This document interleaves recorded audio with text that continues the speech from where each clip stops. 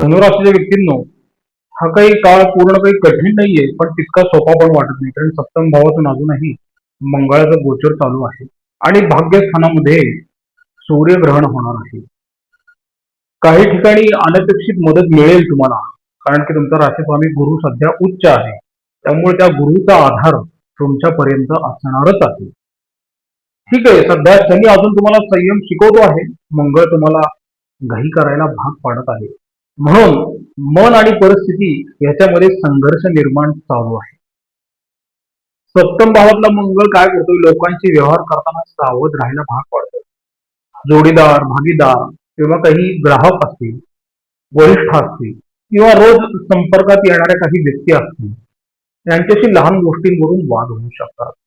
काही वेळा तुम्ही योग्य असाल, पण बोलण्याची पद्धत थोडी चुकीची असू शकते आणि मग काय होतं, प्रश्नांपेक्षा वाद मोठा होऊ शकतो. 16 ऑगस्ट नंतर काय होईल, सूर्य सिंह राशीत जाणार आहे. भाग्य, गुरु, प्रवास, उच्च शिक्षण, मार्गदर्शन आणि शुभ संकेताचं हे स्थान आहे. ज्या गोष्टी बऱ्याच काळ अडकल्या होत्या त्यामध्ये अचानक गती येऊ शकते आणि योग्य व्यक्तीची भेट होऊ शकते. कोणीतरी तुम्हाला चांगला मार्ग दाखवेल. अचानक एखादा मार्ग खुला होऊ शकतो. मानसिक स्थिती पण कशी राहील यावेळेस आशावादीच राहणार आहे आणि ती पहिल्यापासून आहे. गेल्या काही महिन्यामध्ये तुम्ही असा अनुभव घेतले असतील की काही व्यक्तींचा आत्मविश्वास तुम्हालाच कमी झालेला आहे असं वाटतंय. म्हणजे मी धनुराशीबद्दल बोलतो, कारण की पूर्वीचा उत्साह टिकून राहिलेला नाहीये आणि ही काही आत्ताची अवस्था नाहीये, ही पहिल्यापासूनचीच आहे. आता काय होईल, भाग्यभावात रवीचा प्रवेश जो आहे ना, तो तुम्हाला कुठंतरी अस्वस्थता निर्माण करतो असं जाणवेल, कारण की तो भाग्यभाव रवी आणि केतू यांच्या युतीमधला असणार आहे. कुठेतरी एक अनामिक भीती मनामध्ये जाणवत राहील, ती फार पूर्वीपासून होती. राग मनात साठवणाऱ्या व्यक्तींना जरा थोडी अधिक काळजी घेतली पाहिजे. एखादी वास्तववादी गोष्ट तुम्हाला सांगायचं म्हणतात तर दोन प्रकारचे अनुभव येऊ शकतात. काय होतं, एका दिवशी सगळं तुमच्या बाजूने घडत असल्यासारखं वाटेल आणि दुसऱ्या दिवशी एखाद्या छोट्याशा गोष्टींमुळे संपूर्ण मूड खराब होईल. म्हणून काय होतं, क्षणिक घटनांवरती मोठे निष्कर्ष काढू नका. या काळात मला असं सांगू वाटतं की हा काळ तुम्हाला एक चांगली गोष्ट शिकवणार आहे, कारण प्रत्येक गोष्ट ताकदीने जिंकता येत नाही. काही गोष्टी संयमाने जिंकाव्या लागतात. लक्षात ठेवा, मंगळ तुम्हाला लढण्याची ताकद देतच आहे पहिल्यापासून. सूर्य तुम्हाला दिशा देतच आहे आणि निर्णय तुम्हाला घ्यायचे आहेत ना, आणि ते योग्य घ्यावे लागतील ना, तर हा काळ अपेक्षेपेक्षा तुम्हाला जास्त फायदेशीर ठरणार आहे. आता पुढे बघूया, नोकरी आणि व्यवसायाच्या ठिकाणी या ग्रहस्थितीचा एकंदरीत काय परिणाम होईल. आता हे ग्रहण जे आहे हे भाग्य भावातच आहे आणि तृतीय भावामध्ये आहे. काय होतं, एकीकडे मंगळ सप्तम स्थानात असल्यामुळे लोकांशी व्यवहार वाढतात, तर दुसरीकडे भाग्य भावात असलेला रवी नवीन संधी आणतो, योग्य मार्गदर्शन घेऊन येतो. आणि हा काळ काही पूर्णपणे संघर्षाचा नाहीये, पण प्रत्येक संधीसोबत काही परीक्षा नक्की असतील ना. आणि नोकरी करणाऱ्या व्यक्तींसाठी कसं असतं, ऑफिसच्या ठिकाणी नवीन जबाबदाऱ्या मिळतात, वरिष्ठ तुमच्या कामाकडे लक्ष देऊ शकतात आणि काहींना नवीन प्रकल्प मिळतात, नवीन टीम मिळते किंवा नवीन कामाची संधी मिळू शकते. मात्र कसं आहे, सगळं काही अपेक्षेप्रमाणे सुरळीत होईल असं नाही ना, कारण की मंगळामुळे सहकारी किंवा वरिष्ठांशी मतभेद होणार आहे. उदाहरणार्थ, तुम्ही एखादी कल्पना मांडली पण समोरची व्यक्ती लगेच सहमत होणार नाही ना, यामुळे काय होतं, माझं कोणीच ऐकत नाही अशी भावना निर्माण होऊ शकते. पण कसं आहे, ही काही कायमची परिस्थिती नाहीये ना. वास्तववादी उदाहरण जर तुम्ही लक्षात घेतलं, तर तुम्ही अनेक दिवसांपासून प्रमोशनची किंवा पगारवाढीची वाट पाहत आहात, पण तुमच्यामध्ये तुम्ही पात्र जरी असला तरी निर्णय उशिरा होत आहे. अशा वेळी राग येणं स्वाभाविक असतं, याच्यामध्ये गैर काही नाहीये. मात्र या काळात संयम ठेवणाऱ्या व्यक्तींना पुढे चांगले परिणाम दिसू शकतात. कारण कसं आहे, भाग्यातला सूर्य अनेकदा उशिरा पण योग्य फळ देतो. आणि नोकरी बदलण्याचा जर विचार आपण करत असेल, काही व्यक्ती नवीन नोकरी शोधत असतील, त्यांना मुलाखती, संपर्क किंवा शिफारशीतून संधी मिळू शकतात. म्हणजे विशेषतः शिक्षण, प्रशासन, तंत्रज्ञान, विक्री प्रशिक्षण किंवा सल्लागार क्षेत्रात चांगल्या संधी तुम्हाला येतील. पण फक्त सध्याच्या रागातून नोकरी सोडू नका. नवीन ठिकाणची पूर्ण माहिती घेऊनच निर्णय घ्या. व्यवसाय करणाऱ्यांसाठी कसा आहे, हा काळ नवीन संपर्काचा आहे. नवीन क्लायंट्स जोडले जातील, नवीन पार्टनर्स जोडले जातील आणि नवीन मार्केट पण तुम्हाला कुठेतरी सापडेल जिथं तुम्ही व्यवसाय करू शकता. मग ते इंटरनेटच्या माध्यमातून किंवा इतर व्यक्तींच्या मित्रांच्या किंवा जुन्या क्लायंटच्या माध्यमातून मिळेल. सप्तम भावातला मंगळ काय करतो? पार्टनरशिप मध्ये सावधगिरी ठेवायला लावतो, नाहीतर कुठेतरी गडबड होते आणि नुकसान होऊ शकतं. समोरची व्यक्ती तुमच्यासारखेच विचार करते असं नाहीये ना, पण प्रत्यक्षात त्या व्यक्तीचे प्राथमिकता ज्या असतात ना त्या वेगळ्या असतात. म्हणून कोणताही मोठा व्यवहार करताना फक्त शब्दांवरती विश्वास ठेवू नका. लेखी करार, स्पष्ट अटी आवश्यक आहे. आर्थिक निर्णयांमध्ये पण सावधगिरी आवश्यक आहे. व्यवसायामध्ये जर तुम्हाला डेव्हलपमेंट करायची असेल, मोठी गुंतवणूक करायची असेल, नवीन काहीतरी शाखा उघडायची असेल तर पूर्ण अभ्यास करून निर्णय घ्या. कारण की कसं आहे, या काळात संधी चांगल्या आहेत, पण उत्साहामुळे तुम्ही जोखीम जास्त घेता आणि कुठेतरी पैसे अडकू शकतात. आणि कागदपत्रे न वाचता सही करू नका. बरोबर, बारकाईने कागदपत्रे वाचणं फार सध्याच्या काळात गरजेचं आहे. धनुराशीचे चिन्ह धनुष्यबाण आहे आणि बाण जितका दूर जायचा असेल ना तितकाच तो आधी मागे ओढावा लागतो.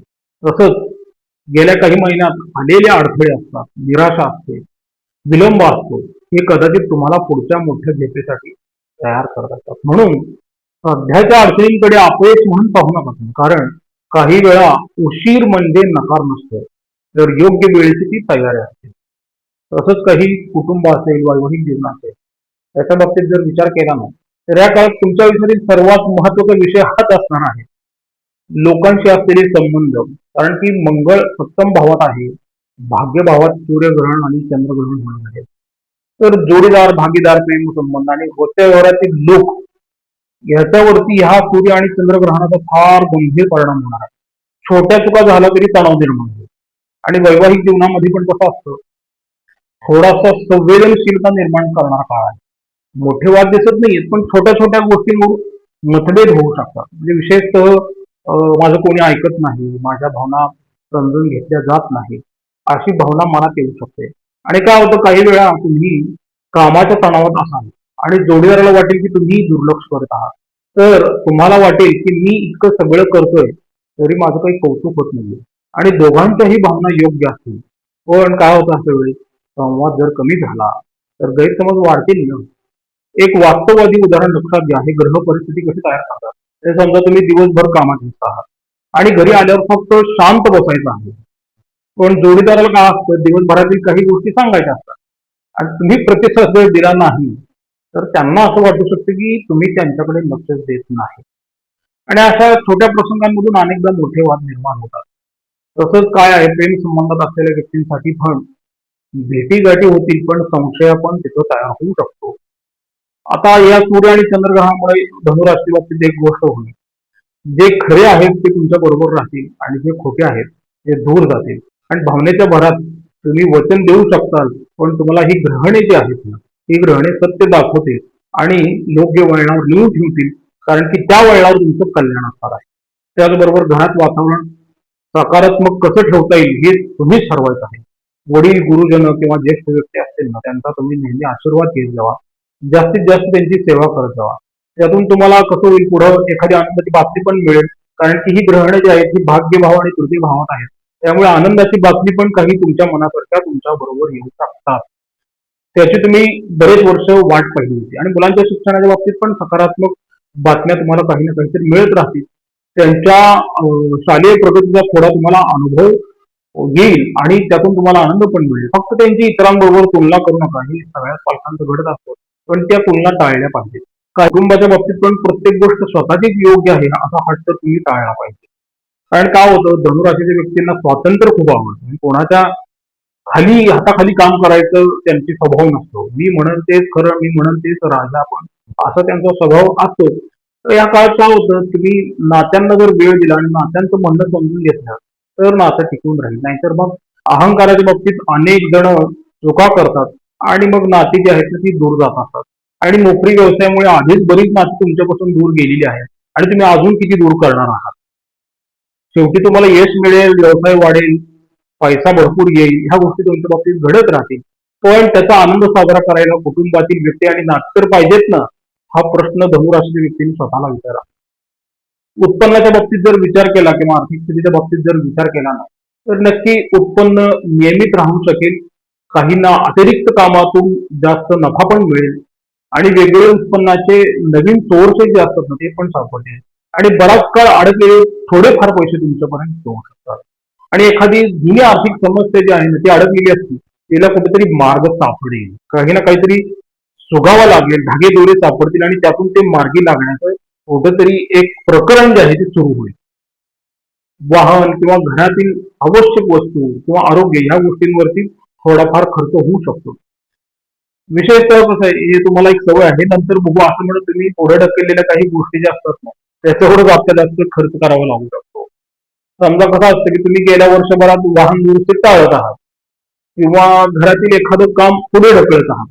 मग ह्या काळात काय होतं, त्याकडे दुर्लक्ष करणं शक्यच होणार नाही, ते करावंच लागेल, त्याचा खर्च हा करावा लागेल. म्हणून आर्थिक नियोजन महत्वाचं राहील.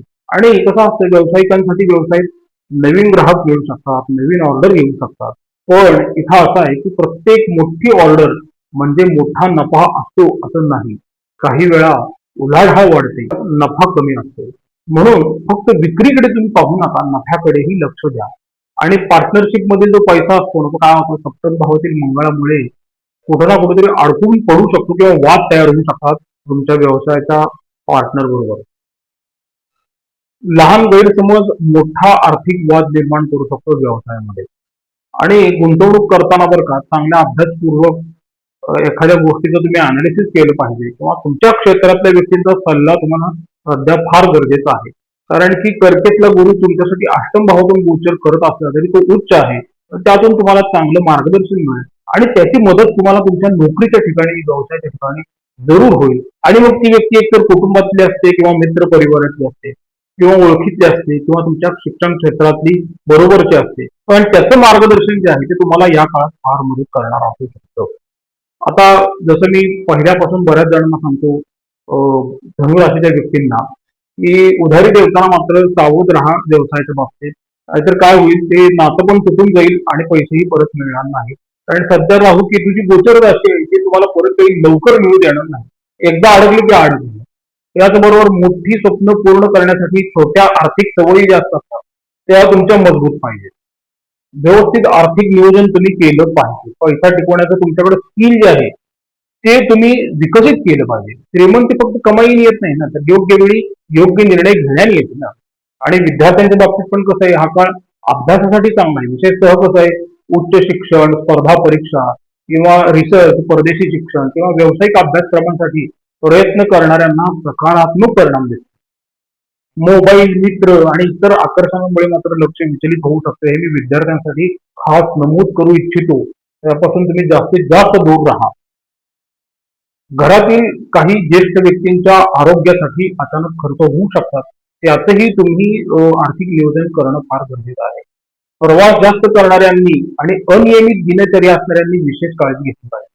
शरीरावर जास्त ताण देऊ नका, कारण की पुढील यश हे तुम्ही जेवढी ऊर्जा साठवून ठेवता ना त्याच्यावरती अवलंबून असतं.